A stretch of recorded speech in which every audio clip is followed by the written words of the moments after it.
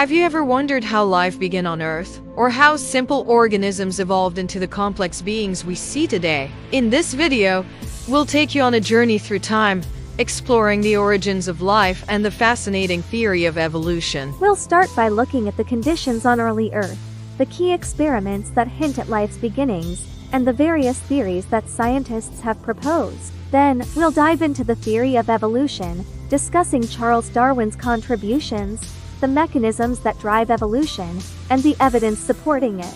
By the end of this video, you'll have a deeper understanding of how life might have started and how it has evolved over billions of years. So, stay tuned and let's unravel these mysteries together.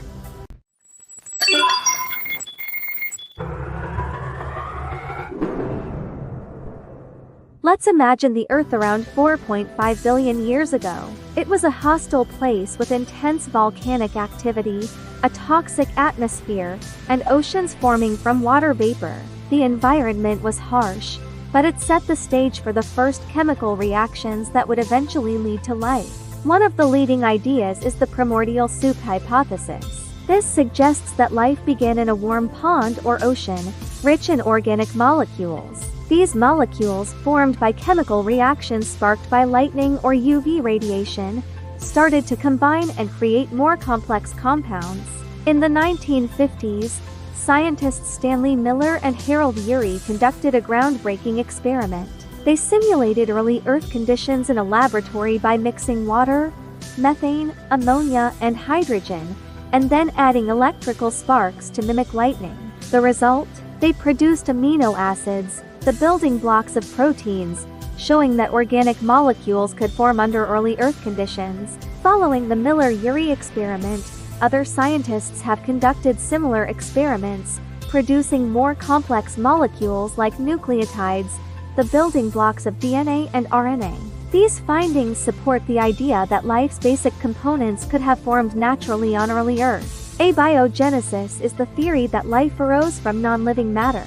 According to this theory, simple organic compounds gradually assembled into more complex structures, eventually leading to the first living organism. Another intriguing idea is panspermia, which suggests that life might have originated elsewhere in the universe and arrived on Earth via meteorites or comets. While this theory doesn't explain how life began, it expands our understanding of life's potential origins. The hydrothermal vent hypothesis proposes that life started at hydrothermal vents on the ocean floor. These vents provide a rich source of minerals and energy, creating a suitable environment for the formation of complex organic molecules and primitive life forms. Evolution is the process by which species change over time through variations in their genetic material. It's a fundamental concept in biology, explaining the diversity of life and the adaptations of organisms to their environments. Before Darwin, various scientists proposed ideas about species changing over time, but they lacked a unifying theory. It was Charles Darwin who provided a comprehensive explanation through his theory of natural selection. In 1831, Charles Darwin embarked on a voyage aboard the HMS Beagle. During his travels, he observed diverse species and fossils, particularly in the Galapagos Islands. These observations led him to question how species evolved and adapted to different environments. Darwin proposed natural selection as the mechanism driving evolution.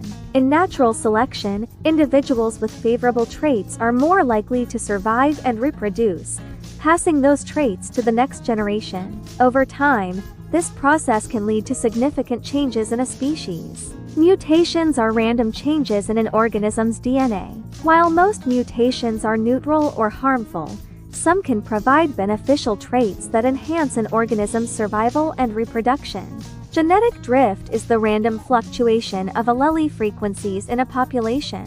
It can have a significant impact, especially in small populations, leading to changes in genetic gene flow or the transfer of genetic material between populations, occurs through migration and interbreeding. It introduces new genetic variations and can help populations adapt to changing environments. Fossils provide a historical record of life on Earth, showing a progression of forms from simple. The study of comparative anatomy reveals homologous structures, which are similar in different species due to shared ancestry. For example, the limb bones of vertebrates show a common structural pattern, despite being adapted for different functions. Molecular evidence, such as DNA and protein sequences, supports evolutionary relationships. Similarities in genetic material between species indicate common ancestry and evolutionary divergence. We can observe evolution in real time through examples like antibiotic resistance in bacteria and the changes in finch populations in the Galapagos Islands. These cases provide direct evidence of natural selection at work. Humans share a common ancestor with other primates. Over millions of years, our lineage diverged, leading to the evolution of hominins, the group that includes modern humans and our important fossil discoveries such as Lucy Australopithecus afarensis and Homo habilis provide insights into Homo sapiens. Our species emerged around 300,000 years ago in Africa. We migrated out of Africa and spread across the globe, developing diverse cultures and technologies along the way. Understanding evolution has profound implications for fields like medicine, conservation, and biodiversity.